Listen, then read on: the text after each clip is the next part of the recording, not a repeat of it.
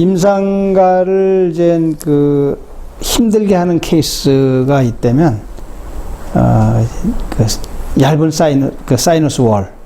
그러니까 잔존골이 뭐 한 3mm에서 5mm, 이 정도만 남아있는 상악동이 넓어진 케이스에서 임플란트를 심으려고 하면 참 이게 아리까리해지는 거죠. 이거를 윈도우를 열자니 조금 기술적으로 조금 이렇게 겁도 나고 뭐 이제 그렇게 하는데, 이 상악동에서 컴플리케이션이 생긴다 그러면 이 막이 찢어진다라는 문제인데, 이제 막이 찢어진 자체만 가지고는 100% 컴플리케이션은 안 생기잖아요. 그러니까 이제 크레스탈 어프로치도 하고 하는데, 이제 인펙션이 되는 경우가 가끔 있어요. 인펙션이 되면은 이제 사이누사이티스가 생기고 뭐 이렇게 되고, 또 그러다 보면은 이제 본도 녹게 되고 뭐 이제 그런 경우도 생기고, 또 그 정도까지는 그래도 좀 그나마 견딜만 한데, 사이너스 안으로 임플란트가 밀려 들어가 버리게 되면은 이게 그냥 본인이 해결하기는 어려운 경우가 많이 있습니다. 그래서 이제 그런 경우는 이제 환자들하고도 좀 여러 가지 하여튼 난처한 케이스들이 이제 생기게 되는 거죠. 그래서 이제 사이너스 그래프트를 해야 되는 경우에 있어서 임플란트가 이제 안정적으로 이제 위치를 할 수 있도록 하면 좋은데, 이제 상악동이 약해져 있는 그 상악골의 경우는 본도 약해요. 대부분 본이 약해서 이게 좀 소프트해져 있는 본들이 굉장히 많이 있습니다. 그래서 그런 것들이 이제 임상가들을 이제 굉장히 어렵게 하는 거죠. 그래서 이제 보면은 이제 제일 우리가 어려워지는 게 이 사이누스 내로 임플란트가 이제 밀려 들어가는 거. 그래서 보면은 이게 잘 심었어요. 심고 몇 달 동안 잘 유지가 됐어요. 그래가지고 이제 부분적으로도 이제 템포러리로 보철물도 하고 그랬는데, 이게 한 1년 정도 지난 다음에 이제 연락이 온 거예요. 이게 안으로 밀려 들어가 있는데 어떻게 하면 좋아요? 그러고. 그러니까 이게 뭐 심자마자 밀려 들어간 게 아니라 이제 한 1년 정도 지나니까 이렇게 쑥 밀려 들어갔다 이거죠. 이 사이너스 내부는 네거티브 프레셔가 작용합니다. 왜냐하면 이제 이게 오스티움 쪽으로 공기가 빠져나가기 때문에 여기서 이렇게 빨아들이는 힘이 있어요. 그래서 조금 이게 루즈닝이 되고 약해지면은 임플란트가 안으로 확 밀려 들어가게 되어 있습니다. 네. 이 경우도 그렇죠. 이거는 보철을 한 지 10년 만에 환자가 왔는데, 10년 만에 왔는데 임플란트가 흔들려요. 그래서 왔어요. 와서 보니까 보철이 이렇게 있는데 뒤에 임플란트가 없는 거예요. 그래서 이상하다, 분명히 2개를 했는데, 그리고 사진을 찍어 봤더니 여기 들어가 있습니다. 이게 뭐 이런 경우도 있고, 또 어떤 경우는 심은 지 5년 후에 빠져가지고 리퍼돼 오는 경우도 있고 그래요. 근데 이거는 뭐 우리나라뿐만이 아니라 제가 외국 학교 나가면 외국 학교에서 외국인 교수들 발표하는 것도 보면은 그런 케이스들이 꽤 있어요. 그래서 상악동에서 이렇게 밀려 들어가고 함이 빼는 경우가 굉장히 이제 어렵죠. 그래서 이렇게 수술을 하려면 환자를 이렇게 세워서 수술을 해야 되거든요. 안 그러면 이렇게 하면은 이제 이게 다 물이 다 뒤로 넘어가서 견딜 수가 없어요. 그래서 세워서 하고 또 그래야 또 임플란트가 앞으로 나오니까, 그래서 환자도 힘들지만 술자도 굉장히 어렵죠. 이 고개가 꺾이는 거니까. 그래서 하여튼 굉장히 어려운 과정을 통해서 이제 임플란트를 빼내야 돼요. 그리고 보면 이렇게 염증들이 막 생기고, 심한 경우는 막 진하는 고름들이 막 나오고, 그래서 보면 이렇게 이 시크리션에 이렇게 잠겨 있는 임플란트들을 이제 보게 되는 거예요. 네, 이런 식으로. 또 이게 막 이렇게 돌아다녀요, 임플란트들이. 그래서 돌아다니면서 계속 염증이 생기는 거예요, 이렇게. 왜냐면 임플란트 이물질이기 때문에. 이물질에다가 더군다나 이게 세면까지 돼 있으면 아주 그냥 온갖 세균이 다 그냥 사이너스로 들어가는 거니까, 이 굉장히 하여튼 좋지 않은 경우가 돼버립니다. 여기 임플란트가 이렇게 보이고요.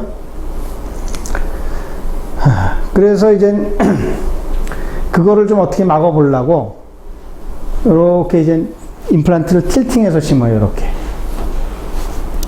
여기는 이제 막실라리 튜버러시티가 있어가지고 이렇게 여기는 빠져나갈 염려가 없잖아요. 그죠? 그래서 이렇게 틸팅하게 심거나 아니면은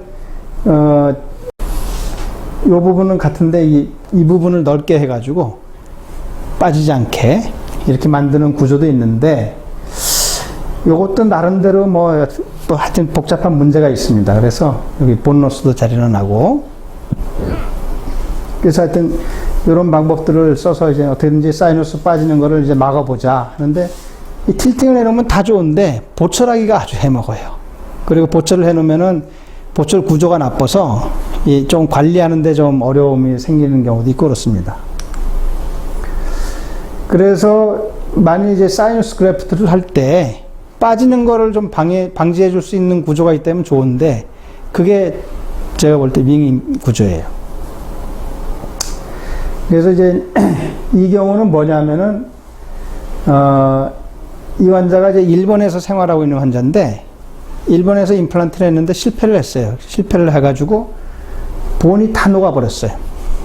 다 녹아가지고 왔는데 보니까 본이 뭐 내려한 데다가 남아있는 본도 한 2mm, 3mm 그래가지고 아유 안 되겠다 그래가지고 GBR을 해놓고 기다려가지고 한 그때 3개월 이상 기다렸던 한 6개월 가까이 기다렸던 것 같아요. 그래서 이제 요 임플란트를 심었는데 여기는 잘 들어가는데 여기는 자꾸 이제 한없이 자꾸 밀려 들어가는 거예요. 점점.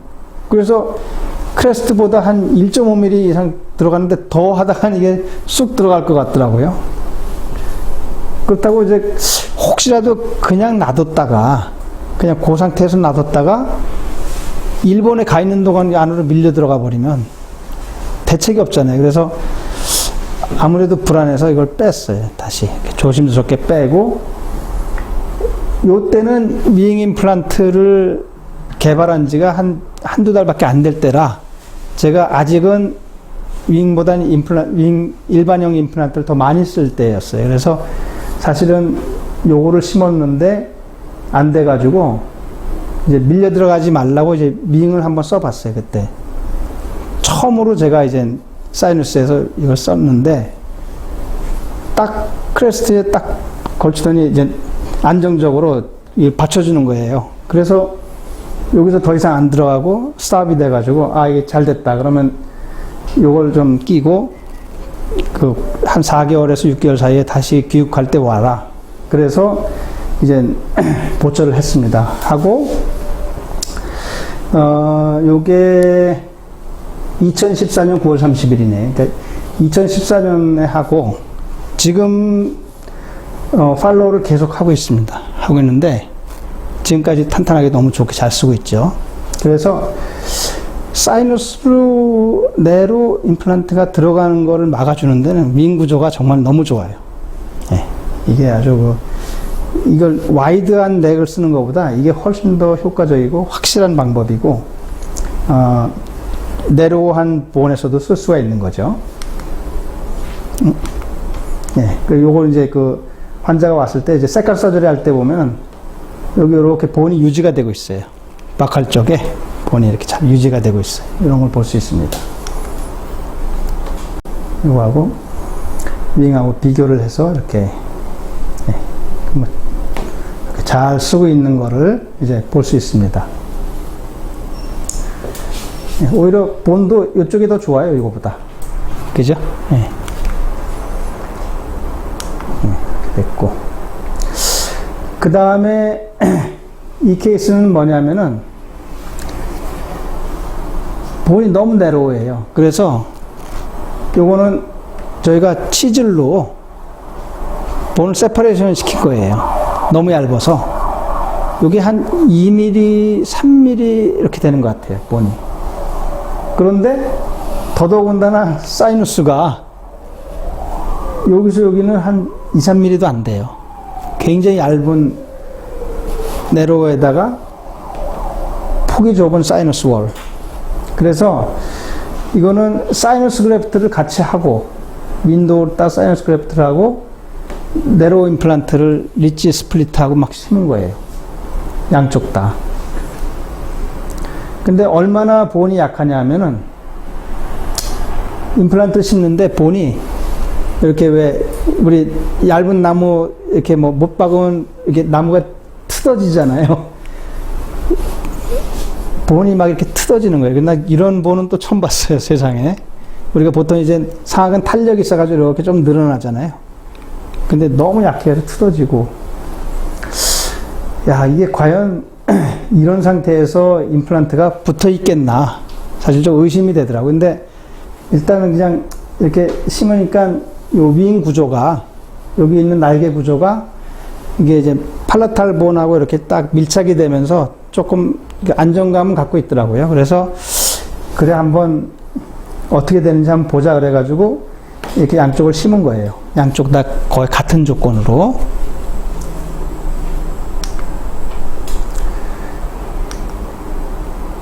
네, 이렇게 되어 있습니다.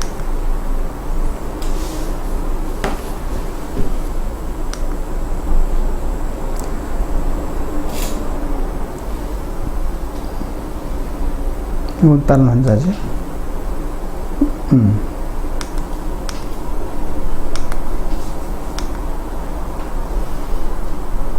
네, 요건 이제 다른 환자입니다. 제가, 그래서, 이제, 이렇게 심었는데, 6개월 뒤에 제가 이제 색감 서절을 했는데, 힐링이 다 돼가지고, 제가 죄송합니다. 요, 보철하고 나서 사진을 제가 못 넣었는데, 하여튼, 요거 하고 나서 지금 1년 넘게 지금 제가 팔로우를 하고 있어요. 팔로우를 하고 있는데, 뭐, 하여튼, 환자가 너무너무 좋아해요. 너무너무 좋아해서 최근에, 아래쪽에 이제 임플란트를 하나 더 했습니다. 그게 뭐냐면, 이런 케이스에서 정말 그 환자가 만족할 만한 결과를 가져다 줌으로써 환자가 저를 더 신뢰하게 되는 거죠. 이거는 제가 볼 때는 윙 임플란트를 썼을 때 그걸 사용함으로써 제가 얻는 이익 중에 하나다 이런 생각이 들더라고요. 환자가 저를 더 신뢰하게 되고, 만약 여기다 다른 임플란트 썼으면 아마 견디지도 못하고 빠져나가거나 아니면은 밀려 들어가거나 이런 현상도 충분히 생길 수 있는 그런 구조였거든요. 이 환자도 이제 거의 마찬가지입니다. 이 환자도 보면 굉장히 리치가 내려와요. 아까 그 환자보다 좀 낫습니다. 그 환자는 그냥 본이 틀어지는 케이스고, 이 환자는 그냥 단순 내려오죠. 그렇지만 여기다가 뭐 내로 임플란트 쓸 수밖에 없는 거죠. 구치부지만. 그리고 사이너스 그래프트를 하고, 그 다음에 잘 보면 여기 본이 조금 디펙트가 있어요. 그래서 여기다가 또 GBR도 하고 그랬어요. 그러니까 사이너스 그래프트도 하고 GBR도 한 내로 케이스. 네, 이렇게 그래가지고 이렇게 주변에서 본 뜯고 뭐 바이오스 넣고 그래가지고, 네. 그리고 반대쪽도 마찬가지로 이렇게 사이너스 그래프트하고 임플란트 심고, 네, 이런 케이스입니다. 이렇게.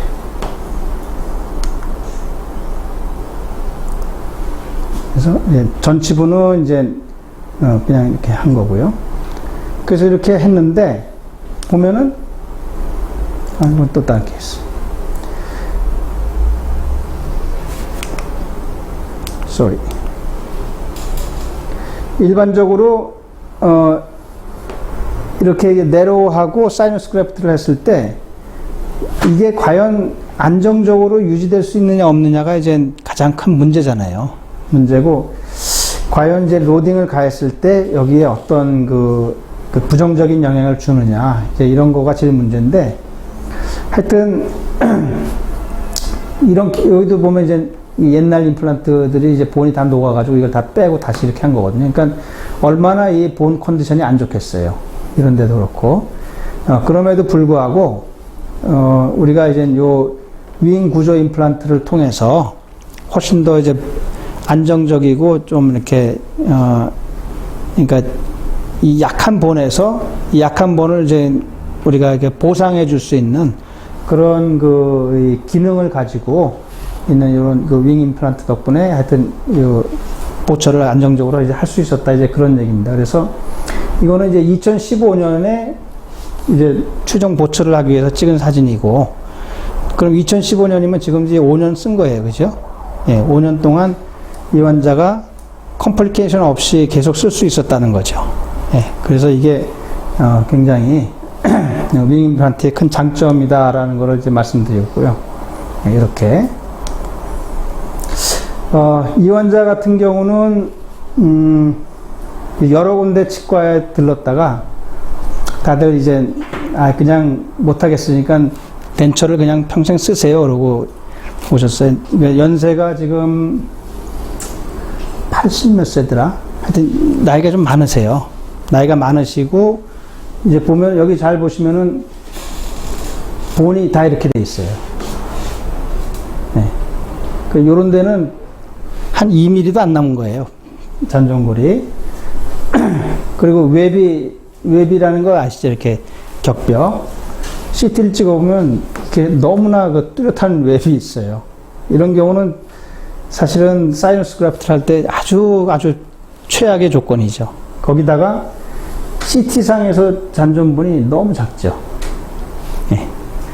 과연 여기에 임플란트가 이게 적응을 할지도 잘 모르죠. 이렇게 된 경우에 그래프트를 해도 본이 약해가지고 임플란트가 잘 못 붙어 있는 경우가 대부분입니다. 그래서 이제 수술할 때 보면은 이제 웹이 이렇게 있어가지고 찢어지지 않게 양쪽을 다 열어서 이렇게 올려가지고 심었죠. 그래서 이제 이렇게 좌우측 우측 해가지고 5개씩 심었어요, 임플란트를. 그리고 한 8개월 정도 기다렸습니다. 이런 경우는 좀 오래 기다려야 되니까. 근데 이제 기다리는 게 문제가 아니라 과연 자기 뼈 1mm, 2mm에다가 아무리 그래프트를 했다고 해도 과연 이게 이제 견디겠느냐 하는 문제인데, 다행스럽게 지금 이제 보철하고 잘 쓰고 있어요. 잘 쓰고 있는데, 이런 경우는, 아마 이 날개 힘으로 버티고 있지 않나, 이제 그런 생각을 하는 겁니다. 왜냐하면 처음에 제가 보여드렸던 것처럼 잘 심었어요. 심었는데 좀 쓰다가 임플란트가 빠지는 경우가 있잖아요. 여기서 이제 이 빨아들이면은 이게 밀려 들어가면 좀 쑥 빠져버리거든요. 그래서 이런 그 날개 구조로 인해서 그런 거를 이제 막아줄 수 있는 그런 그 케이스였습니다. 그래서 이 사이누스에서 날개가 얼마나 유용한가 이런 거를 이제 잘 보여주는 그런 케이스라 할 수 있겠습니다. 그래서 이제 우리가 사이너스 그래프트 뭐 이제 본이 뭐 5mm 이상 되고 뭐 충분하면은 그때는 이렇게까지 민감하게 날개가 필요하진 않을 텐데 정말 본이 너무 얇다. 이게 아무래도 좀 불안하고 또 본이 얇지만 또 퀄리티도 또 안 좋잖아요. 대부분. 그런 경우에 이게 좀 불안할 때, 아니면은 그냥 임플란트 심는데 자꾸 이렇게 사이누스 안으로 자꾸 한없이 자꾸 들어가려고 할 때, 이때 그거를 막아줄 수 있는 그 구조가 아주 최선의 구조가 바로 이 날개 구조다라는 거를 제가 감히 말씀드리겠습니다. 네, 그래서 이렇게 정말 열악한 케이스에서, 네, 이렇게 그냥 거의 여기는 아예 본도 거의 없죠, 뭐. 네, 그리고 웹도 이렇게 그냥 뚜렷하고, 이렇게 뚜렷한 경우도 드물어요, 웹이. 그럼에도 불구하고 이렇게 임플란트를 심어서 아주 성공적으로 보초까지 완성해서 지금 잘 쓰고 있다는 걸 말씀드리겠습니다. 네, 네, 감사합니다.